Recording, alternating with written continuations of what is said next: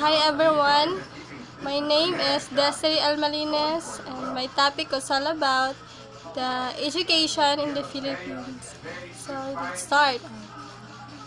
As you learn about the education in other countries, it would be best to also know the kind of education that we have in the Philippines.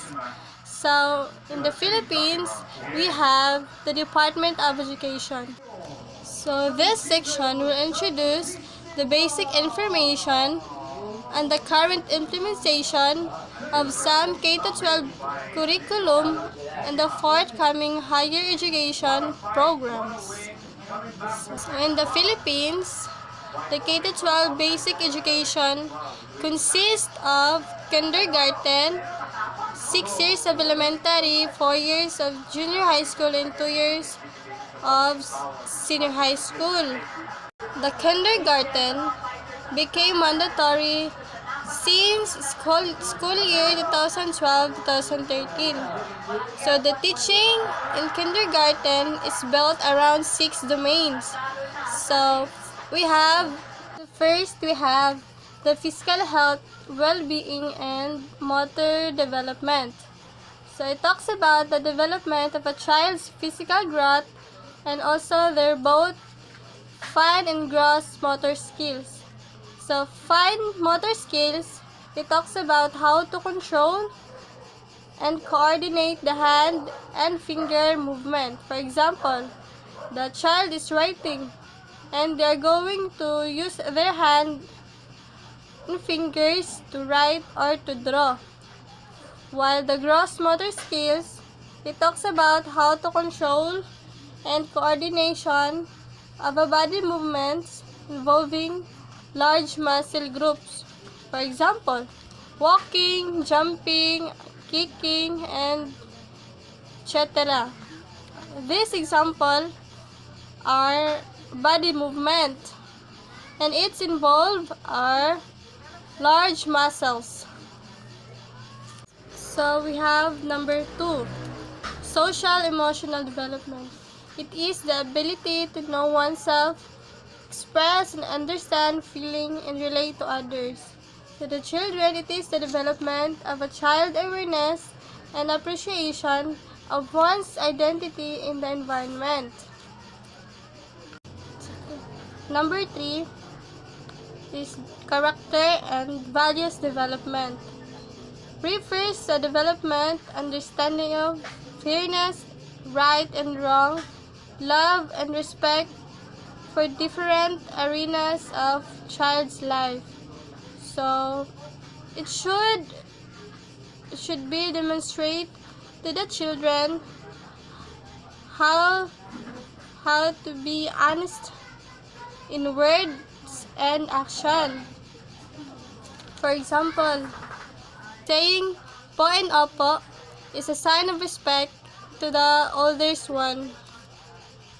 So number 4, cognitive intellectual development refers to a child's ability to abstract and understand their logical relation and to manipulate them to arrive at the new ideas or conclusions. It should be demonstrate to the children their knowledge in identifying numbers as well as concepts of length, capacity, mass, time, and perform in simple operation using concrete objects. 5. Language development refers to a child's ability to understand and use language to communicate ideas, learn to acquire language, skills in preparation for reading, writing, and counting. For example, the child must show his or express her feelings or thoughts like draw and telling story about his drawing. Number 6, creative and aesthetic development. It talks about the child awareness of and development innate talent and creative skills. This domain includes the music, visual art, drama, and creative movements. For example, myself or my family. This idea helped the child to practice and guide to be responsible and proud him or herself and his or her family. So those are the 6 domains of teaching in kindergarten. And from grades 1 to 10, the core of academic subject taught using the spiral progression approach. This means that the same concept are taught across subjects and areas in increasing breadth and depth. So breadth means learning refers to the full span of knowledge of a subject, while the depth, so learning refers to the extent to which specific topics are focused upon, amplified, and explored. So all in all, breadth and depth, so learning which increase as a students advance their knowledge. For example of spiral progression approach is reading. Students are taught to read. It's because of reading, students learn new things.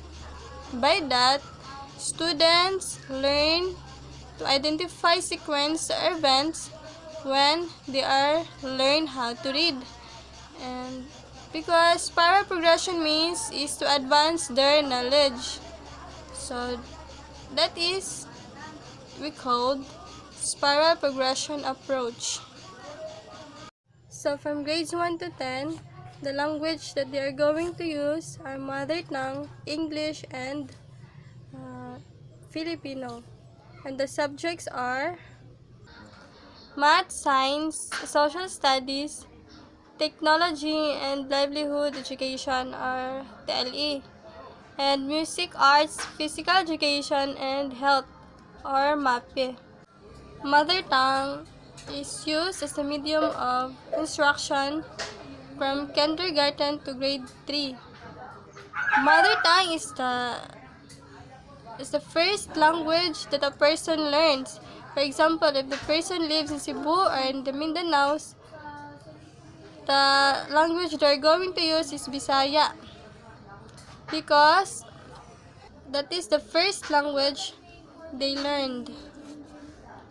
That is taught as a subject only in grade 1, 2, and 3.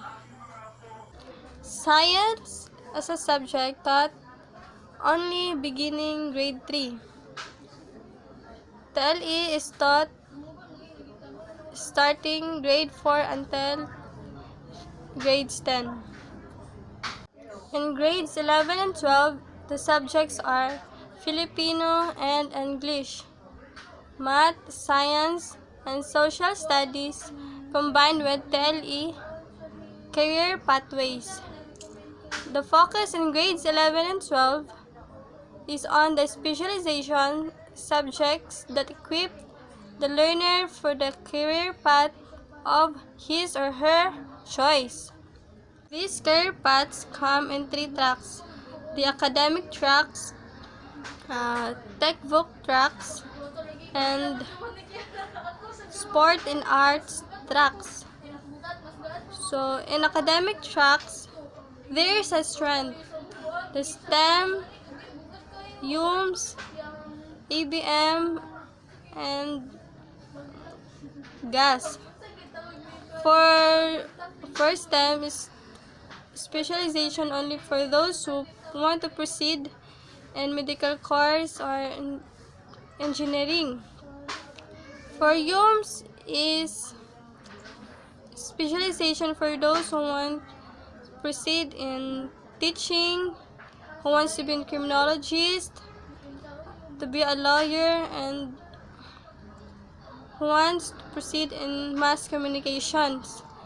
And for ABM is for those who want to proceed in business management. And GAS is for general academic strength.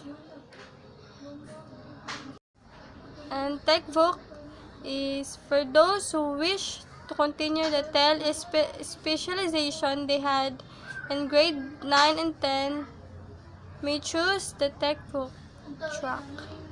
Sports and Arts track is for those who want to encounter interesting topics like sports officiating, safety and first aid, and fitness testing.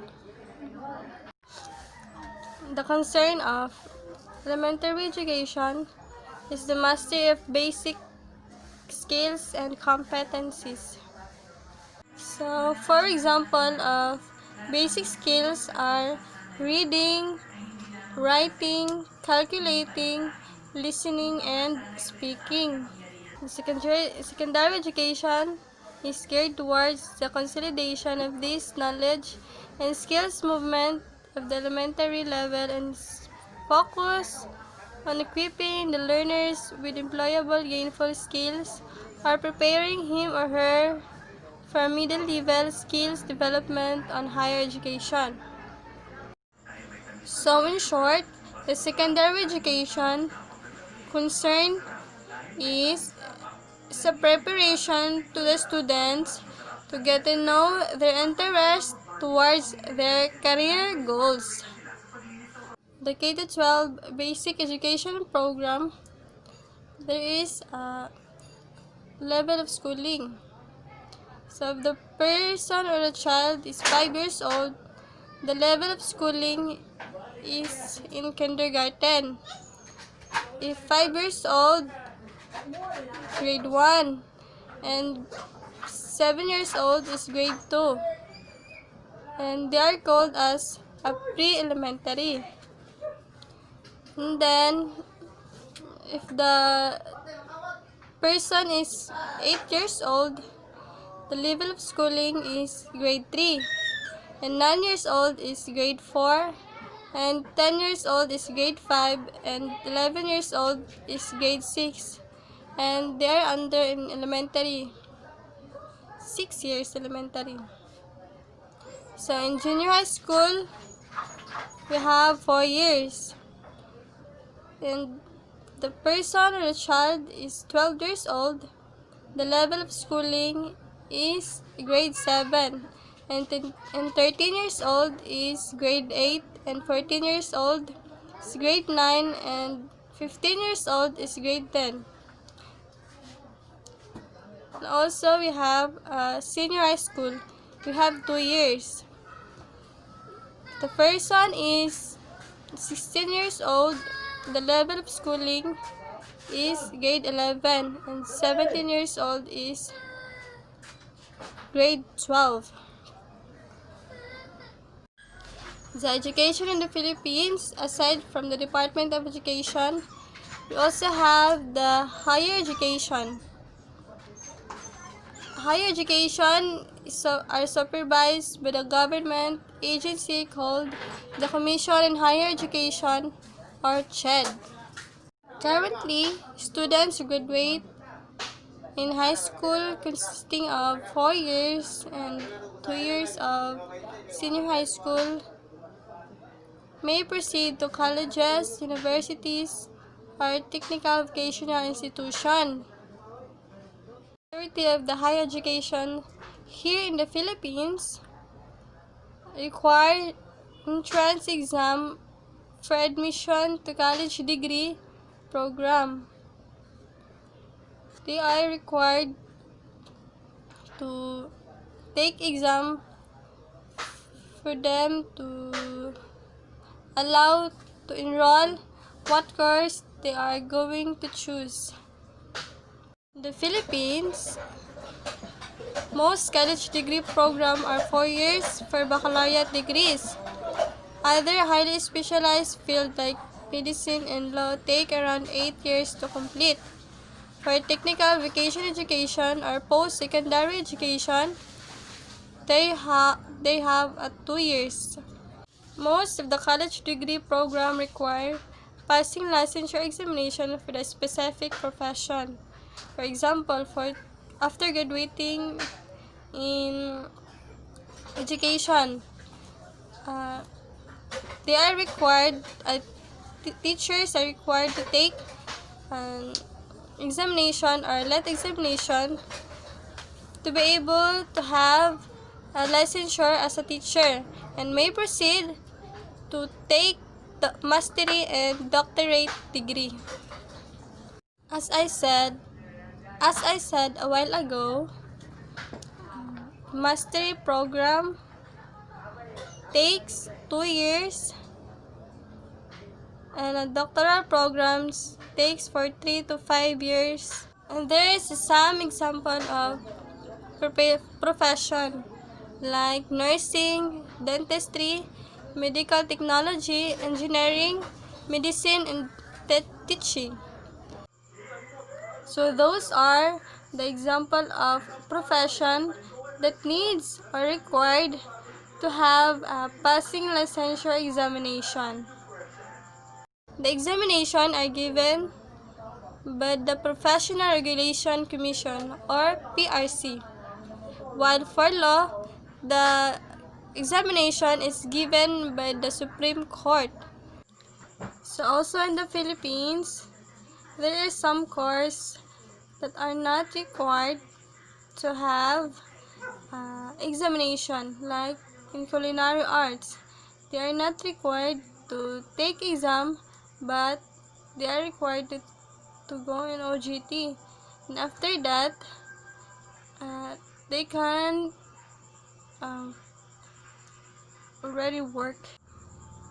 So most of these institutions have admission requirements for those specific degrees.